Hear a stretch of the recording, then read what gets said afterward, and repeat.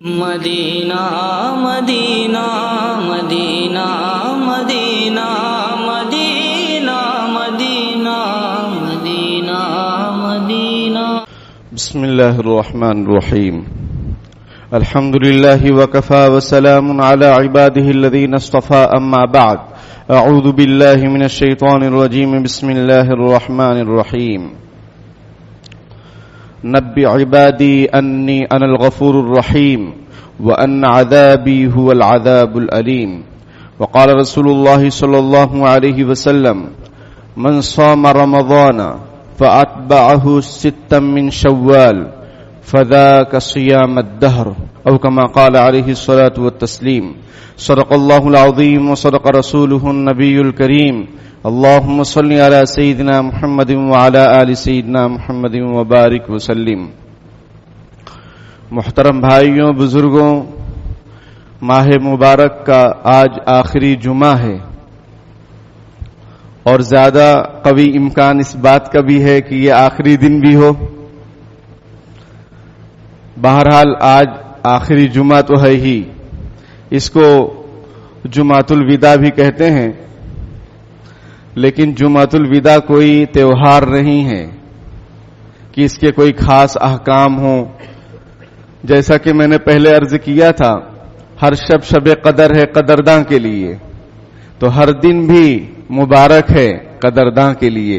رمضان المبارک کی ہر گھڑی، ہر لمحہ، ہر دن برکتوں والا ہے، رحمتوں والا ہے. اور جمعہ اس کی تو اور زیادہ فضیلت بڑھ جاتی ہے، کیونکہ جمعہ تو ہفتے کی عید ہے اور مبارک دن ہے، اس کی رات میں دعائیں قبول ہوتی ہیں. اب رمضان میں آ جائے اس کی اور فضیلت بڑھ جائے گی، لیکن کوئی خاص عمل، کوئی خاص نماز کہ یہ نماز پڑھ لو، 2-4 رکعت پڑھ لو، اس سے آپ کی قضائے عمری معاف ہو جائیں گی، اس کی کوئی حقیقت نہیں ہے. یا کوئی تہوار ہو یا نئے کپڑے پہنے جائیں، یا یہ تصور کہ رمضان کے اندر کپڑوں کے پہننے سے، نئے کپڑے پہننے سے حساب نہیں ہوتا ہے، اس کی کوئی حقیقت نہیں ہے. اللہ تعالیٰ سے تو حساب و کتاب کی بات ہی نہیں کرنی چاہیے. اللہ تعالیٰ سے تو عافیت کا سوال کرنا چاہیے اور یہ دعا کرنی چاہیے کہ اے اللہ ہمارا حساب آسان ہو، اللہم حاسبنی حسابا یسیرا. نبی اکرم صلی اللہ علیہ وسلم یہ دعا پڑھا کرتے تھے اور یہ دعا مانگا کرتے تھے کہ اے اللہ میرے حساب کتاب کو آسان فرما. یہ کیا کہ اس کو کریں گے تو حساب نہیں دینا پڑے گا اور بعد میں کریں گے تو حساب دینا پڑے گا، اس کا مطلب یہ ہے کہ آپ حساب دینے کے لیے تیار ہیں. یاد رکھیے، ہم میں سے کوئی مائی کلال ایسا نہیں ہے جو ایک گلاس پانی کا بھی حساب دے سکے اللہ رب العالمین کے دربار میں.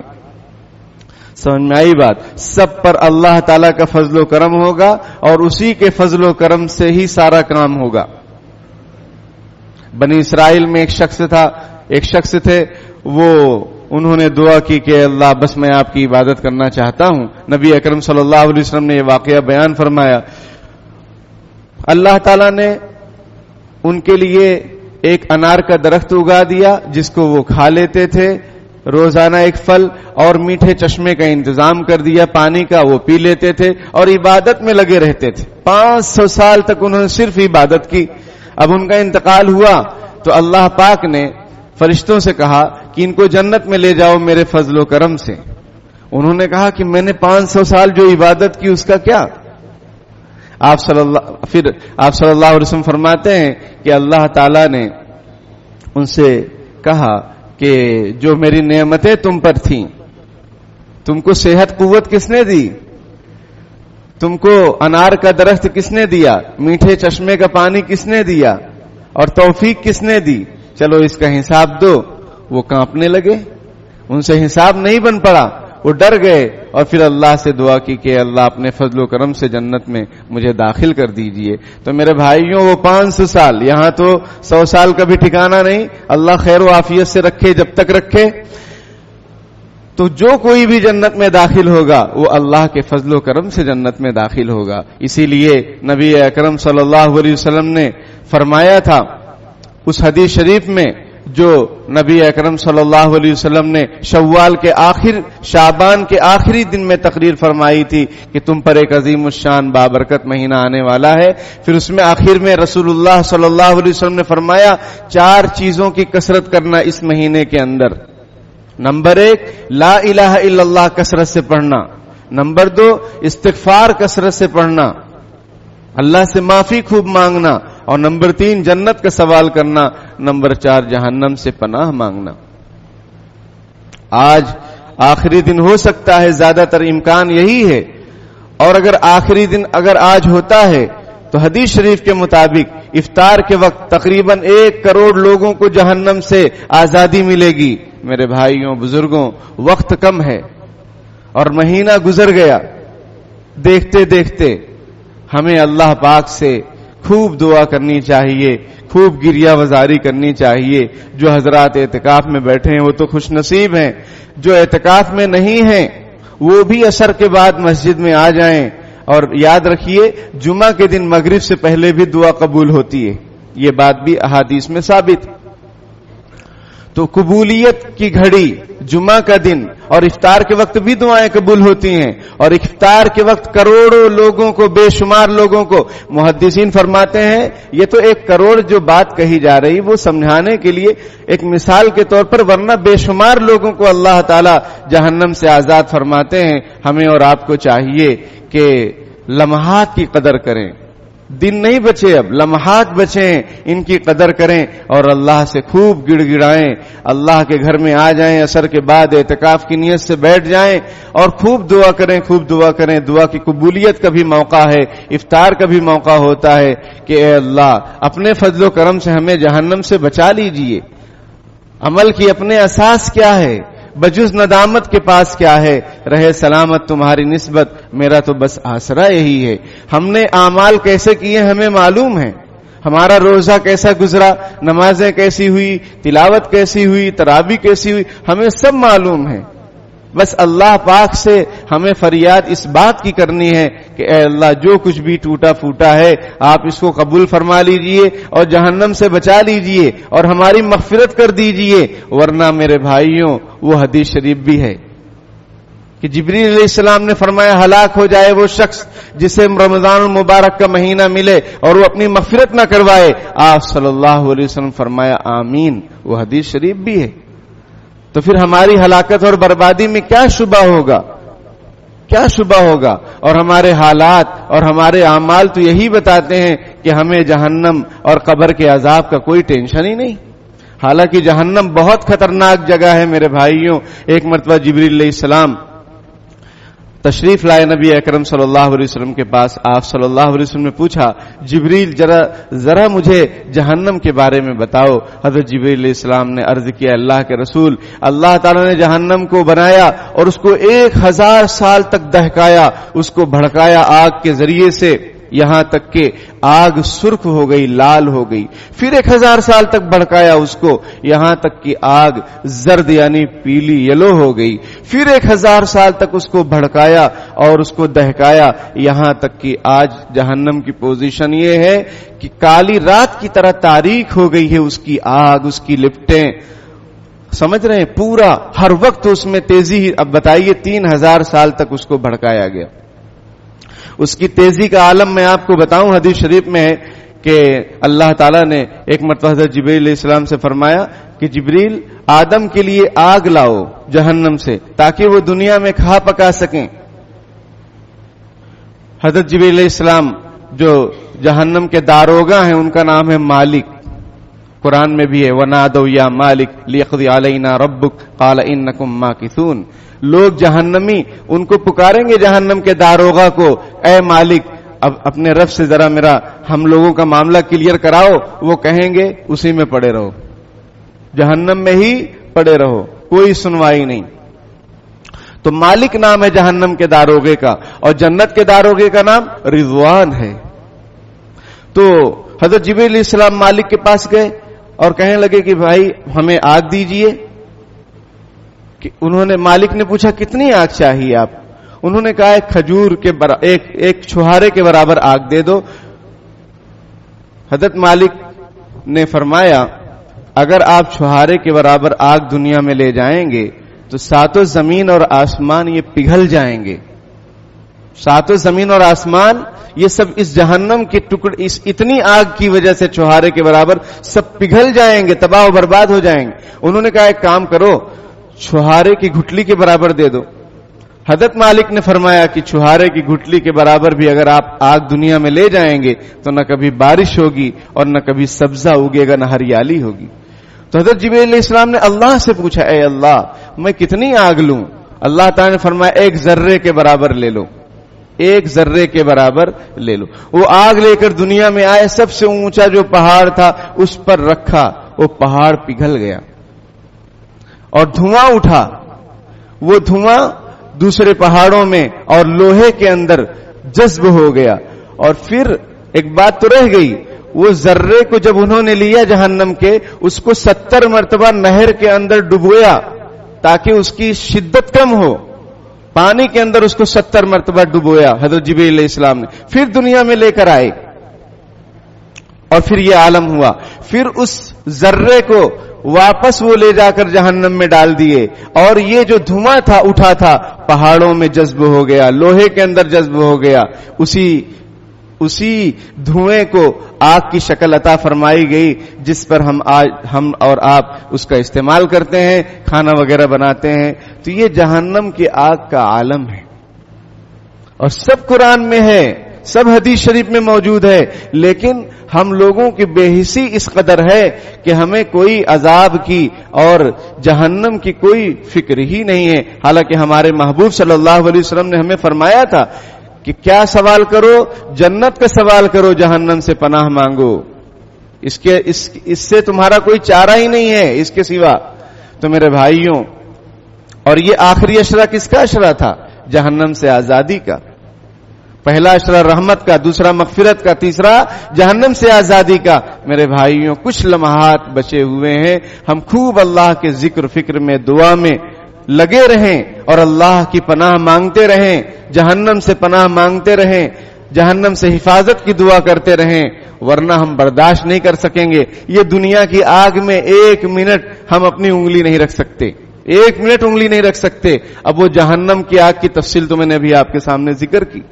ایک ذرے کا یہ حال ہے, وہ بھی اس کو 70 مرتبہ پانی میں حضرت جبرائیل علیہ السلام ڈبوئے اور پھر دنیا میں لائے تاکہ ہلکا ہو.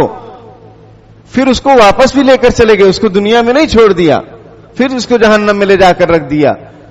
اس کا یہ عالم ہے, یہ سب حقیقت ہے, کوئی افسانہ نہیں ہے. تو میرے بھائیوں, اپنی زندگی کی قدردانی کیجئے اور یہ رمضان کے لمحات کی قدردانی کیجئے. پتہ نہیں دوبارہ نصیب ہوتا ہے کہ نہیں ہوتا ہے, اللہ جانے. اللہ سے امید تو یہی ہو کہ اللہ تعالیٰ لمبی عمر, نیک اعمال کے ساتھ, عافیت صحت کے ساتھ عطا فرمائے. لیکن کوئی ٹھکانہ نہیں ہے. وما تدری نفس ماذا تکسب غدا, کل کیا کرو گے تم کو کچھ پتہ نہیں ہے. وما تدری نفس بأي ارض تموت, تم کو یہ بھی معلوم نہیں کہ کس زمین پر تمہارا انتقال ہوگا, کس گلی میں زندگی کی شام ہوگی, کفن ملے گا یا نہیں ملے گا, دفن ہونا نصیب ہوگا کہ نہیں ہوگا. کورونا کے زمانے کو یاد کیجئے. تو میرے بھائیوں, کچھ لمحات باقی ہیں, خوب رو رو کر گڑ گڑا کر اللہ پاک سے جہنم سے پناہ مانگیں اور جہنم سے آزادی کا سوال کریں. اور جب بے شمار لوگوں کو آج افطار کے وقت جہنم سے آزاد کیا جائے گا, اس میں اپنا نام بھی شامل کروائیں کہ اللہ ہمیں بھی جہنم سے بچا لیجئے. دنیا کی گرمی برداشت نہیں, آگ برداشت نہیں, جہنم کو ہم لوگ کیا برداشت کر سکیں گے. اور اپنے لیے, اپنے مرحومین کے لیے, اپنے والدین کے لیے, سمجھ رہے ہیں, عزیز و اقارب کے لیے, پوری امت کے لیے خوب دعاؤں کا اہتمام کریں. امت کے حالات کیسے ہیں ہمیں اور آپ کو معلوم ہے. کس قدر مسلمانوں پر ظلم ستم ڈھایا جا رہا ہے, اس کو کہنے اور بیان کرنے کی ضرورت نہیں ہے. صرف اسلام کے نام پر, صرف مسلمانوں کے نام پر آپ کی کوئی عزت نہیں رہ گئی, کوئی ویلیو نہیں رہ گئی, آپ کی کوئی حقیقت نہیں رہ گئی. اس کی وجہ یہ ہے کہ حدیث شریف میں ہے, وہ میں مختصر اشارے میں بتاؤں کہ حضور نے فرمایا کہ تم دنیا سے محبت کرتے ہو اور موت کو ناپسند کرتے ہو. دنیا سے محبت کرتے ہو اور موت کو ناپسند کرو گے تو تمہاری کوئی حقیقت نہیں ہوگی. تم ایک جھاگ کی طرح رہو گے جو کہ بہہ جاتا ہے, ختم ہو جاتا ہے. اس طرح تمہاری حیثیت دنیا میں رہ جائے گی. تو میرے بھائیوں, ایک بات اچھی طرح ذہن نشین رکھیں کہ مارنے والے کو جب تک اس بات کا یقین نہ ہو کہ اسے بھی مارا جا سکتا ہے, فتنے فساد کبھی نہیں رکیں گے. جب ان کو یقین ہو جائے گا کہ ہم کو بھی مارا جا سکتا ہے, ہم پر بھی اٹیک کیا جا سکتا ہے, سمجھ میں آئی بات, تو ان کے دل میں ڈر اور خوف پیدا ہوگا, تو فتنے فساد انشاءاللہ رک جائیں گے. یہ بزرگوں کی باتیں میں نے آپ کے سامنے نقل کر دی. تو اس لیے خوب ذکر فکر کا اہتمام, اور جو وقت بچا ہے اس کی قدر کیجئے, خوب اللہ سے مانگیے. اللہ ظالم نہیں ہے, اللہ دعاؤں کو سنتے ہیں, اللہ غفور الرحیم ہے. اللہ تعالیٰ تو فرماتے ہیں نبی عبادی انی انا الغفور الرحیم, میرے بندوں کو بتا دو, خبر دے دو کہ میں بہت بخشنے والا, رحم کرنے والا ہوں. اور یہ بھی خبر دے دو وان عذابی هو العذاب العلیم. اور اگر تمہارے پاس ٹائم نہیں ہوگا دعا کرنے کے لیے, تمہارے پاس ٹائم نہیں ہے مغفرت مانگنے کے لیے, جہنم سے آزادی کے لیے, فکر کرنے کے لیے, کاروبار میں اتنا تم بزی رہو گے, تو یاد رکھو وان عذابی هو العذاب العلیم, میرا عذاب بڑا دردناک ہے, بہت دردناک ہے. یہ اللہ نے قرآن میں ارشاد فرمایا. تو میرے بھائیوں, ہم ان لمحات کی قدر کریں. دوسری اہم بات یہ عرض کرنی ہے کہ کل ہو سکتا ہے عید ہو جائے یا پرسوں ہو, تو عید کی سنتوں کو ہم ذہن میں رکھیں. عید کی سنتوں کو ہم ذہن میں رکھیں کہ بھائی جلدی صبح سویرے جلدی اٹھنا چاہیے, غسل کرنا چاہیے, خوشبو استعمال کرنی چاہیے, مسواک استعمال کرنا چاہیے. بڑے بڑے موبائل ہم اپنے جیبوں میں رکھتے ہیں, ایک چھوٹی سی مسواک اپنے جیب میں نہیں رکھتے ہیں. ایک چھوٹی سی مسواک جس کی فضیلت بے شمار, جس کے بہت سارے فوائد. حضور فرماتے ہیں سواک مطہرۃ للفم ومرضات للرب, کہ مسواک یہ منہ کی پاکیزگی کا ذریعہ ہے اور رب کی خوشنودی کا ذریعہ ہے. اللہ تعالیٰ خوش ہوتے ہیں. اور علامہ شامی رحمۃ اللہ علیہ نے تو یہاں تک لکھا کہ مسواک کا یہ بھی بڑا فائدہ ہے کہ مرتے وقت کلمہ نصیب ہوتا ہے. تو میرے بھائیوں, مسواک کا اہتمام کریں. اپنے پاس جو موجود کپڑے ہوں یا نئے کپڑے ہوں اس کو پہنیں, اور اچھے کپڑے پہنیں. یہ نہیں کہ ایک دم فٹ لباس پہن رہے ہیں, نہ آپ کا استنجا صحیح ہوتا ہے نہ آپ کا پیشاب صحیح ہوتا ہے. اس میں کیا نماز ہوگی آپ کی؟ اور لباس کے آداب ہیں, احکام ہیں کہ اتنا فٹ لباس چست نہیں ہونا چاہیے کہ جسم نظر آئے, چاہے وہ مردوں کا ہو چاہے عورتوں کا ہو. ناجائز اور حرام ہے وہ لباس. بھائی لباس کا مقصد پردہ پوشی ہے, نہ یہ کہ اور ابھار نظر آئے اور دکھے سب کچھ, یہ تو حرام ہے. تو حرام لباس سے بچیں, حرام لباس خریدنے سے بچیں. اپنے بچیوں کے لیے, بچوں کے لیے, گھر والوں کے لیے, خود کے لیے اچھا لباس پہنیں, اچھا لباس پہنے. اسلام میں کوئی وہ نہیں ہے, اچھے سے اچھا خریدیے آپ, کوئی حرج کی بات نہیں, لیکن شریعت کے تقاضے کے مطابق ہونا چاہیے.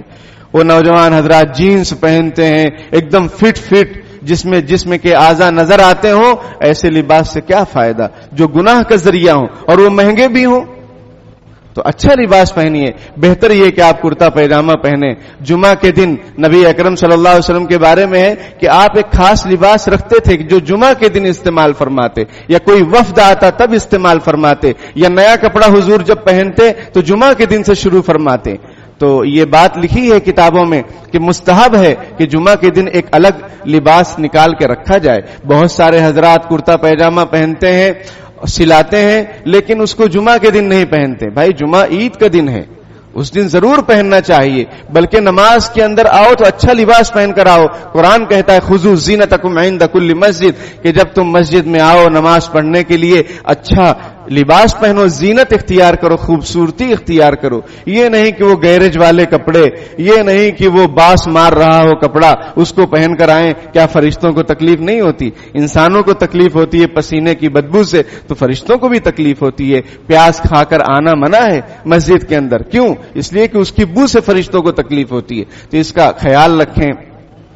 اسی طریقے سے پیدل عیدگاہ آنا چاہیے اور پیدل جانا, عیدگاہ سے واپس جانا چاہیے. ایک رستے سے آنا, دوسرے رستے سے جانا, اور آتے جاتے تکبیرات تشریق پڑھنا. اللہ اکبر اللہ اکبر لا الہ الا اللہ واللہ اکبر اللہ اکبر وللہ الحمد. یہ تکبیرات تشریق ہے, اس کو دھیرے دھیرے پڑھنا. عید الفطر کے موقع پر اور عید الاضحیٰ کے موقع پر زور زور سے پڑھنا رہتا ہے. اسی طریقے سے عید کی نماز عیدگاہ میں پڑھنا سنت ہے. یہ ہم نے مسجدوں میں جو ماحول بنا لیا ہے یہ خلاف سنت ہے. جائز ہے، جائز الگ چیز ہے اور سنت کے خلاف ہونا الگ چیز ہے، گنجائش الگ چیز ہے. ہم یہ امید کرتے ہیں اور اللہ سے دعا کرتے ہیں کہ ہمارا ایک عیدگاہ ہو، ہمارا ایک عیدگاہ ہو جس میں ہم سب وہاں جا کر نماز پڑھیں. باقی جو شہر کے اندر میدان وغیرہ ہیں، اب شہر کے اندر آنے کی وجہ سے فقہا نے یہ مسئلہ لکھا کہ وہ اور مسجد سیم ہے، وہ اور مسجد سیم ہے فضیلت کے اعتبار سے. ہاں، بڑے عیدگاہ میں نکلنا کثیر تعداد میں، اور اگر وہ شہر کے باہر ہو تو بہت اچھی بات اور یہی سنت. تو جس طریقے سے دوسرے لوگوں نے اپنی قوم کے لیے کتنا جو ہے اچھا کیا، بڑی بڑی جگہ رکا لی. ہمارے جو لیڈران حضرات ہیں خدا ان کو توفیق دے، یا جو دوسرے با اثر حضرات ہیں، ہم ان سے درخواست کرتے ہیں کہ ایک سنت کو زندہ کرنے کے لیے آپ حکومت سے زمین الاٹ کروائیے، یا اگر کوئی زمین ملتی ہو بڑی سی خریدنے کی ضرورت پڑ جائے، قوم سے چندہ لیجئے. سب سے پہلے ہم چندہ دینے کے لیے تیار ہیں. آئیے اور اس زمین کو خریدتے ہیں یا حکومت سے الاٹ کرواتے ہیں اور اس کو عیدگاہ کے نام پر گھوشت کرتے ہیں اور اس میں عید کی نماز پڑھی جائے. یہ اصل سنت ہے. ہمارے نبی صلی اللہ علیہ وسلم نے ہمیشہ عید کی نماز شہر سے باہر نکل کر پڑھی ہے. ایک مرتبہ بارش ہو گئی تو مسجد میں پڑھی، اور ہم لوگوں نے تو معمول بنا لیا ہے. اور افسوس کا مقام یہ ہے کہ چھوٹی چھوٹی مسجدوں میں بھی عید کی نماز ہونے لگی، جو کہ بالکل خلاف سنت ہے اور سخت خلاف سنت. ہاں، اگر شہر میں جگہ نہیں ہے تو بڑی بڑی جو مسجدیں ہیں اس میں عید کی نماز کر لی جائے، اس کی گنجائش ہے. لیکن چھوٹی چھوٹی مسجدوں میں عید کی نماز ہو رہی ہے، یہ بالکل غیر مناسب ہے. اس کو بند کرنا چاہیے. انتظامیہ کو چاہیے کہ اللہ کے لیے، رسول اللہ صلی اللہ علیہ وسلم کی سنت کے لیے جو شریعت کا طریقہ ہے اس پر عمل کرنا چاہیے. اسی طریقے سے عید کے دن ہمارے معاشرے کا ایک معاملہ یہ ہے کہ کسی کے یہاں اگر انتقال ہوتا ہے اس کے یہاں سب پہنچتے ہیں تعزیت کرنے کے لیے. اب میں آپ کو سمجھاتا ہوں تعزیت کا معنی کیا ہے، تعزیت کب کرنی چاہیے، کیسی کرنی چاہیے. اچھی طریقے سے سنیں. تعزیت کا معنی تسلی دینا ہے، نہ کہ ٹینشن بڑھانا. میں نے یہ دوسرا معنی اپنی طرف سے بڑھایا حالات کو دیکھ کر. تعزیت کا معنی تسلی دینا ہے، اور ہمارا معاملہ کیا ہے، ٹینشن بڑھانا. نمبر 2، تعزیت کب کرنی چاہیے. کسی کا انتقال ہو تو مرحوم کے اہل خانہ سے اسی دن یا 3 دن کے اندر، اسی دن جس دن انتقال ہوا یا 3 دن کے اندر ان کے گھر جایا جائے اور ان کو تسلی بخش باتیں کہی جائیں. ان کو ایسی باتیں کہی جائیں قرآن حدیث کی جس سے ان کو سکون ملے. نہ یہ کہ جا کے رونا دھونا شروع کر دیے، جا کے گلے ملنا شروع کر دیے. ارے بھائی، تعزیت کسے کہتے ہو آپ سمجھو پہلے، پھر اس پر عمل کرو. تعزیت کہتے ہیں تسلی دینا. اور 3 دن کے اندر، قرب جوار میں ہے 3 دن، اگر آپ موجود نہیں ہیں کہیں باہر ہیں، اب آپ آئے تو پھر تعزیت کر سکتے ہیں، کبھی بھی کر سکتے ہیں. لیکن آپ یہیں ہیں شہر میں، محلے میں، تو 3 دن اس کا وقت ہے تعزیت کا. 3 دن کے بعد تعزیت نہیں ہے. اور ایک مرتبہ جب تسلی آپ نے دے دی تو دوسری مرتبہ تسلی دینا بھی سنت کے خلاف. دوسری مرتبہ جانا اور پھر تسلی دینا. بھائی ایک مرتبہ ہو گئی تعزیت، بار بار تعزیت سنت نہیں ہے. اب ذرا ماحول کو دیکھو اپنے یہاں کا، کہ کسی کے یہاں انتقال ہوتا ہے تو 1-2 دن ڈیرا جمائیں گے، کھائیں گے پیئیں گے برابر. عجیب بات ہے بھائی. دعوت خوشی کے موقع پر ہوتی ہے، یہ غمی کا ماحول ہے، اس میں آپ دعوت کے چکر میں پڑے ہوئے ہیں. ہاں، اہل خانہ جو بیچارے مرحوم کے گھر والے ہیں ان کو آپ کھانے کا انتظام کیجئے. اگر ان کے دور دراز کے رشتہ دار اگر رکے ہوئے ہیں، بہتر یہ کہ رشتہ دار بھی نکل لیں، اپنے گھر جائیں. قریب کے ہیں تو یہاں ان کے کھانے کا ٹینشن، پھر آپ کے بھی کھانے کا ٹینشن. لیکن اگر وہ دور دراز کے ہیں، رکے ہوئے ہیں، ان سب کے کھانے کا نظام رشتہ داروں کو، پڑوسیوں کو بنانا چاہیے. نہ یہ کہ ان سے امید رکھیں کہ کیا بنا رہے ہیں، تولا ہوگا کہ بریانی ہوگی. افسوس کی بات ہے، دین سے دوری کی بات، جہالت کی بات. اور اس مسئلے کو پہلی مرتبہ نہیں ہم عرض کر رہے ہیں، اس سے پہلے بھی عرض کر چکے ہیں. عمل کی نیت سے سنیے تو عمل کریں گے. صرف ٹائم پاس کرنے کے لیے سنیں گے تو کچھ عمل ہونے والا نہیں ہے. تو میت کے اہل خانہ کا انتظام کرنا کھانے پینے کا، یہ سنت طریقہ ہے، نہ کہ ان سے امید رکھے کہ فرد واحد پورے محلے سے. عجیب بات ہے، یہ خوشی کا موقع ہے بھائی، دعوت خوشی کے موقع پر ہوتی ہے نہ کہ غمی کے موقع پر. یعنی ہم نے ایک اور نئی دعوت شروع کر لی، مرحوم دعوت یا میت پارٹی. سمجھ رہے؟ تو اب عید کا موقع آتا ہے، رشتہ دار پہنچ رہے ہیں سب کے سب، رونا دھونا شروع. بھائی تعزیت کا مقصد کیا اور تعزیت کا معنی کیا اور تعزیت کتنے دن کرنی ہے؟ تو اس لیے یہ جو رسم ہے خدا کے واسطے اس کو چھوڑو، ختم کرو اس کو. ہاں ملنے ضرور جاؤ، اپنے رشتہ داروں سے ضرور ملو عید کے دن. سمجھ میں آئی بات؟ کوئی حرج کی بات نہیں ہے، ضرور ملنا چاہیے، جانا چاہیے، بلانا چاہیے. برادران وطن کو بھی شامل کرو. سمجھ میں آئی بات؟ ان کو بھی شامل کرو. ان کے جو اخلاق ہیں ان کو مبارک، ہمارے جو کردار اور اخلاق ہیں وہ ہم ان کے سامنے پیش کریں، ان کو بھی شیر خرمے وغیرہ میں شامل کریں اور رشتہ داروں کے یہاں پہ بھی جائیں. لیکن اگر وہ ماحول بنے رونے دھونے والا، ان کو سمجھاؤ کہ بس ختم. اور سوگ 3 دن ہے، یہ بھی مسئلہ سمجھو. سوگ یعنی رشتہ دار کا انتقال ہوا تو اب کتنے دن سوگ کرنا چاہیے؟ 3 دن. 3 دن غم کا اظہار ہو. عورت اگر اس کا قریبی رشتہ دار ہے، بہت عزیز ابا ہے، بھائی ہے، تو 3 دن وہ زینت وغیرہ اختیار نہ کرے، پھر اس کے بعد وہ اپنے معمول کے مطابق زندگی گزارے. اگر اس کے شوہر کا انتقال ہو رہا ہے تو 4 مہینے 10 دن وہ عدت گزارے گی، اس میں زیب و زینت اختیار نہیں کرے گی، نئے کپڑے نہیں پہنے گی. یہ سب مسائل ہیں. اب انتقال ہوئے 5 مہینہ ہو گیا، عید کا دن آ رہا ہے، نیا کپڑا نہیں پہنیں گے. نیا کپڑا پہننا ویسے بھی عید کی کوئی خاص سنت نہیں ہے، اچھا کپڑا پہننا سنت ہے. نیا ڈریس پہننا، ہاں کوئی پہننا چاہے پہنے. اور چونکہ اللہ کی طرف سے مہمانی کا دن ہے تو مہمان جب کسی کے یہاں جاتا ہے، میزبان کے یہاں، تو اچھے ڈریس پہن کر جاتا ہے. یہ تو رب العالمین کی طرف سے ضیافت کا دن ہے، تو اپنے آپ کو بنا سنوار کے رکھنے میں کوئی حرج نہیں. لیکن پہلی عید ہے تو نیا کپڑا نہیں پہنیں گے، یہ سب شریعت کے بالکل خلاف بات، اس کی کوئی حقیقت نہیں. اور جب سوگ 3 دن ہے، آپ 5 مہینے کے بعد سوگ کر رہے ہیں، زینت اختیار نہیں کر رہے ہیں. عورت جو ہے زینت اختیار نہیں کر رہی. حضرت ام حبیبہ رضی اللہ تعالی عنہا کے والد ابو سفیان کا انتقال ہوا، ان کو خبر لگی. انہوں نے 3 دن کے بعد خوشبو منگائی اور اپنے چہرے پہ لگائی، اپنے ہاتھ پر لگائی. ام حبیبہ کون ہے؟ حضرت ام حبیبہ رضی اللہ تعالیٰ عنہ نبی اکرم صلی اللہ علیہ وسلم کی بیوی ہیں. ان کے ابا کا انتقال ہوا تو تیسرے دن انہوں نے خوشبو منگا کر چہرے پر اور اپنے ہاتھ پر لگائیں اور فرماتی ہیں مجھے اس کی ضرورت نہیں تھی، لیکن حدیث شریف ہے کہ کوئی عورت جو اللہ پر اور قیامت کے دن پر ایمان رکھتی ہے وہ 3 دن سے زیادہ اپنے کسی رشتہ دار پر سوگ نہیں کرے گی. 3 دن ہو گیا، اب میں کوئی سوگ اور جو ہے غم میں نہیں رہوں گی. غم تو خیر زندگی بھر رہے گا، لیکن جو زینت اختیار نہ کرنے کا مسئلہ تھا کہ بھائی زینت وغیرہ اختیار نہیں کرنا چاہیے، سوگ کی حالت میں رہنی چاہیے، تو 3 دن کے بعد انہوں نے خوشبو لگائی. حالانکہ سوگ کی حالت میں، غم کی حالت میں عورت کے لیے اگر رشتہ دار قریبی کا انتقال ہوا ہے 3 دن تک خوشبو وغیرہ نہیں لگانا چاہیے. 3 دن کے بعد انہوں نے زبردستی لگائی تاکہ اس حدیث پر عمل ہو. اور ہم لوگ ہیں 5 مہینے کے بعد 6 مہینے کے بعد بھی وہی سوگ کا عالم، وہی غم کا ماحول، اور لوگ بھی اتنے عجیب کہ وہ جا کے زبردستی رلا رہے ہیں، زبردستی تقریریں کر رہے ہیں کہ ایسے تھے ویسے تھے. ارے بھائی مردوں کے خوبیوں کو ذکر کرنا حدیث شریف میں ہے کہ ان کے محاسن ذکر کرو، لیکن غم کا ماحول کریٹ کرنا اور سوگ کا ماحول بنانا گھر والوں کا یا لوگوں کا بالکل ناجائز ہے، بالکل ناجائز ہے. اس کو ختم کیجئے. ملاقات ضرور کیجئے لیکن وہ سب باتیں نہیں ہونی چاہیے. بھائی اگر ان کا ذکر نکلے کہو اللہ تعالیٰ ان کی بال بال مغفرت فرمائے، ہم دعا کرتے ہیں، اصحال ثواب کرتے ہیں، بس بات ختم. یہ نہیں کہ اسی میں پڑے ہوئے ہیں، غم کے ماحول میں خود بھی ڈوب رہے ہیں، ان کو بھی ڈوب رہے ہیں، ہم تو ڈوبے ہیں سلام، تم کو بھی ضرور لے کر ڈوبیں گے. یہ کیا جہالت ہے.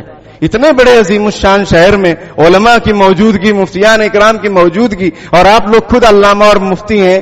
سمجھ میں آئی بات؟ اتنی بڑی جہالت میں مبتلا ہیں، اتنی بڑی جہالت میں مبتلا ہیں.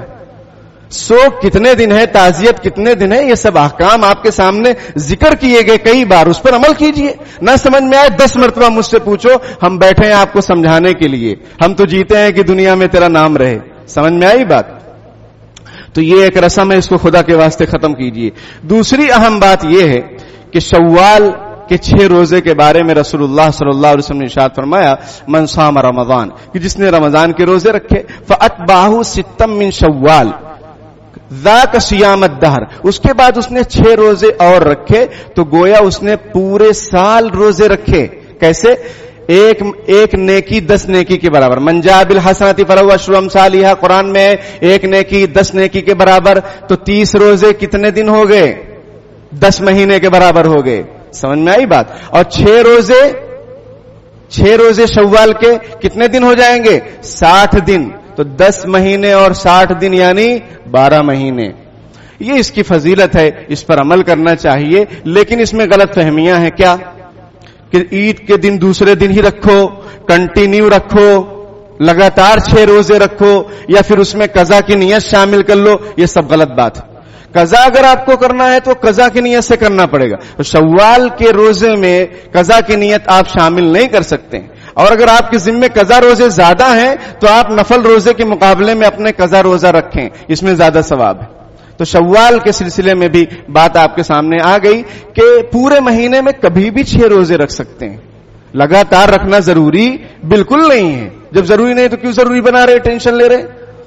عید کے دن دوسرے دن رکھنا ایسا کچھ، عید کے دن تو روزہ رکھنا حرام ہے، اللہ تعالیٰ کی طرف سے ضیافت اور مہمانی کا دن ہے۔ اس کے بعد پورے مہینے میں کبھی بھی چاہے لگاتار رکھیں چاہے بغیر ترتیب کے رکھیں، آپ کو اختیار ہے، اور اس کی کیا فضیلت ہے وہ آپ کے سامنے آئی۔ اللہ تعالیٰ سے دعا ہے اللہ تعالیٰ کہنے سننے سے زیادہ عمل کرنے کی توفیق عطا فرمائے۔ آمین وآخر دعوانا ان الحمدللہ رب العالمین۔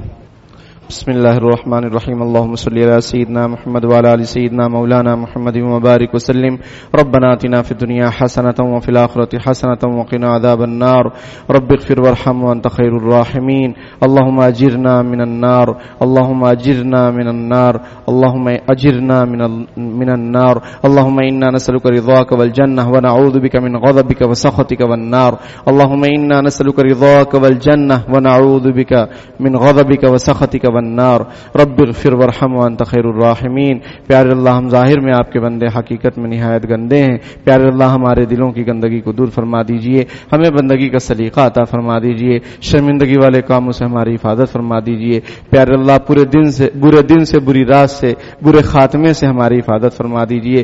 پیارے اللہ، آپ نے اپنے فضل و کرم سے ہمیں زندگی عطا فرمائی، رمضان المبارک عطا فرمایا۔ پیارے اللہ، یہ مغفرت کا مہینہ ہے، رحمت کا مہینہ ہے، جہنم سے آزادی کا مہینہ ہے۔ پیارے اللہ، یہ رخصت ہونے کو ہے، اس کی بہت کم گھڑیاں باقی ہیں، کچھ ہی لمحات ہیں۔ پیارے اللہ، ہم سب کو معاف فرما دیجئے، اپنے فضل و کرم سے معاف فرما دیجئے۔ پیارے اللہ، ہماری نیکیاں اس قابل نہیں ہیں کہ ہم آپ سے کچھ درخواست کر سکیں، ہمیں معلوم ہے ہماری نیکیوں کے بارے میں پیارے اللہ، لیکن آپ کسی کے محتاج نہیں ہیں، آپ بہانہ ڈھونڈتے ہیں، بہت نہیں ڈھونڈتے ہیں۔ پیارے اللہ، اپنے فضل و کرم سے کوئی بہانہ بنا لیجئے، یہ بھوک پیاس کو بہانہ بنا لیجئے، یہ صرف آپ ہی کے لیے رکھی گئی ہے، یہ روزہ صرف آپ ہی کے لیے ہے، آپ کی رضامندی کے لیے ہے۔ پیارے اللہ، قبول فرما لیجئے اور معاف فرما دیجئے، ہم سب کو جہنم سے بچا لیجئے۔ دنیا کی آگ ہم برداشت نہیں کر سکتے، جہنم کی خطرناک آگ سے ہم کیسے مقابلہ کر سکیں گے؟ کوئی مقابلہ نہیں کر سکتے۔ پیارے اللہ، ہم کمزور ہیں، کمزوروں پر رحم کرنے کا آپ نے حکم دیا ہے۔ پیارے اللہ، ہم سب پر رحم فرما دیجئے، ہم سب پر رحم فرما دیجئے، ہم پر کرم فرما دیجئے، نگاہ کرم ڈال دیجئے۔ تیری ایک نگاہ کی بات ہے، میری زندگی کا سوال ہے۔ پیارے اللہ، نگاہ کرم ڈال دیجئے، رحمت کا معاملہ فرما دیجئے۔ جہنم سے آزادی آج ممکن ہے کہ کروڑوں انسانوں کو آپ جہنم سے آزاد فرمائیں گے۔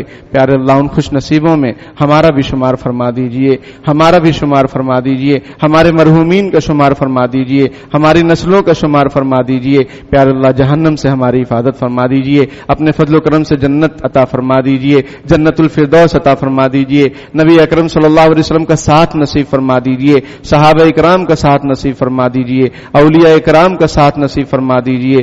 پیارے اللہ، برے دن سے، بری بات سے، بری رات سے اور برے خاتمے سے ہماری حفاظت فرما لیجئے۔ پیارے اللہ، امت کی بیٹیوں کی حفاظت فرما دیجئے، باطل منصوبے بناتا رہتا ہے، اس کے منصوبوں کو ناکام فرما دیجئے۔ پیارے اللہ، ان کی جالوں میں ان کو پھنسا دیجئے، ہماری بچیوں کی پیارے اللہ نونہالوں کی حفاظت فرما لیجئے، والدین کو بھی فکر کرنے کی توفیق عطا فرما دیجئے۔ پیارے اللہ، ہماری جان مال عزت آبرو عبادت گاہیں پیارے اللہ مساجد مراکز خانقاہوں کی سب کی اپنے فضل و کرم سے حفاظت فرما لیجئے. پیارے اللہ مسلمانوں کے خون کو لوگوں نے سستا کر رکھا ہے.